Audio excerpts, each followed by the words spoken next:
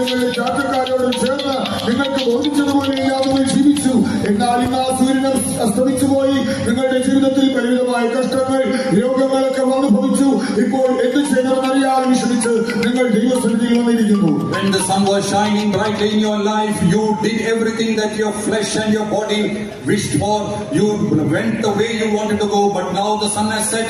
In pain and sorrow, you have come today to the presence of God. ഒരുവേളை உங்களுக்கு ഇത് புரியாமல் இருக்கலாம். ഒരുപക്ഷേ നിങ്ങൾക്ക് ഇത് മനസ്സിലാക്കുവാൻ കഴിയുന്നില്ലായിരിക്കാം. Maybe you are not able to understand what I am trying to tell you. சூரியன் அஸ்தமித்தால் ஒரு மனிதனுடைய வாழ்வு எவ்வளவு தரம் தாழ்ந்து போகும் என்பதை சில வசனங்களை நான் உங்களுக்கு முன்பாக வைக்க விரும்புகிறேன். സൂര്യൻ അസ്തമിച്ചാൽ ഒരിക്കലും ജീവിതം എത്ര പരിതാപകരമായി തീരുമെന്നതിന് തെളിവായി ചില വചനങ്ങൾ നിങ്ങളുടെ മുൻപിൽ ഞാൻ വയ്ക്കട്ടെ. I want to give you certain verses to make it clear to you what happens to a life when the sun will set in their life. ஆபிரகாமுடைய வாழ்க்கையிலே ஒரு நாள் சூரியன் அஸ்தமித்த ஒரு சூழ்நிலை அவனுக்கு வந்தது. അബ്രഹാമിന്റെ ജീവിതത്തിലും സൂര്യൻ അസ്തമിച്ചതായ ഒരു സാഹചര്യം അവന് ഉണ്ടായി. Even in the life of Abraham we find that one day the sun was setting in. ஆதியாகமம் 15:12 பார்க்கும் பொழுது சூரியன் அஸ்தமித்த வேளையிலே அவன் பலி செலுத்தும்படியாக இருந்தான். அயர்ந்த நீர்க்கரை ஒரு காரிருள் அவனை மூடிக்கொண்டது.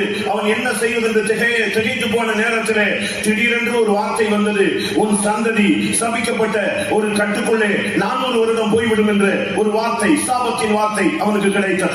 പുസ്തകം 15-ാം അധ്യായം 12-ാം വാക്യത്തിൽ സൂര്യൻ അസ്തമിക്കുന്ന വേളയിൽ അബ്രഹാം ഒരു യാഗമർപ്പിക്കുവാൻ തുനിയുന്ന സമയത്ത് ഒരു ഗാഠനിദ്ര അവന്റെ മേൽ വന്നു. ഭീതിയും അന്ധതമസ്സും അവന്റെ മേൽ വീണു. അവനാകെ വിഷണ്ണനായി. അപ്പോൾ അവന്റെ നേരെ ഒരു ശാപത്തിൻ്റെതായ വാക്ക് വരികയാണ്.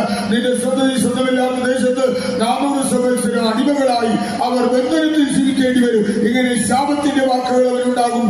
Genesis 15 chapter 12 to us we read, and when the sun was going down, a deep sleep came upon Abraham, and lo, a great horror of great darkness fell upon him, and it was told to him that the children we are going to serve us in bondage for 400 years in a strange land. வாழ்க்கையிலே சூரியன் அஸ்தமித்த நேரத்தில் சம்பவித்த ஒரு காரியம். അബ്രഹാമിന്റെ ജീവിതത്തിൽ സൂര്യൻ അസ്തമിച്ചപ്പോഴാണ് ഇത് ഉണ്ടായത്. This happened in the life of Abraham when the sun had set. யாக்கோபுடைய வாழ்க்கையிலே ஒரு நாள் சூரியன் அஸ்தமித்தது. യാക്കോബിന്റെ ജീവിതത്തിലും ഒരു നാളിൽ സൂര്യൻ അസ്തമിച്ചു. Even in the life of Jacob we find that one day the sun had set. ஆதியாகமம் 28:11 நாம் பார்க்கும் பொழுது 28:11 കാണുന്നത്. Genesis 28:11 when you read. அவனுடைய தாய் அவனுடைய தகப்பன் எல்லாரும் கைவிட்டு அவனை புறக்கணித்து அவனை அனுப்பிவிட்டார்கள். அவனுடைய சகோதரன் அவனை பகைத்தான்.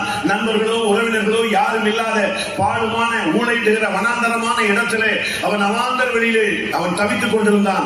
அதுதான் அன்றைக்கு அவனுடைய சூரியன் அஸ்தமித்த நேரம். അപ്പനും അമ്മയും അവനെ കൈവിട്ടു. സഹോദരൻ അവനെ കൊല്ലുവാനൊക്കെ വേണം. അവനെ പകച്ചു. അവനെ സ്നേഹിതരോ ചാർച്ചക്കാരോ ആരുമേ ഇല്ല. അവനവിടെ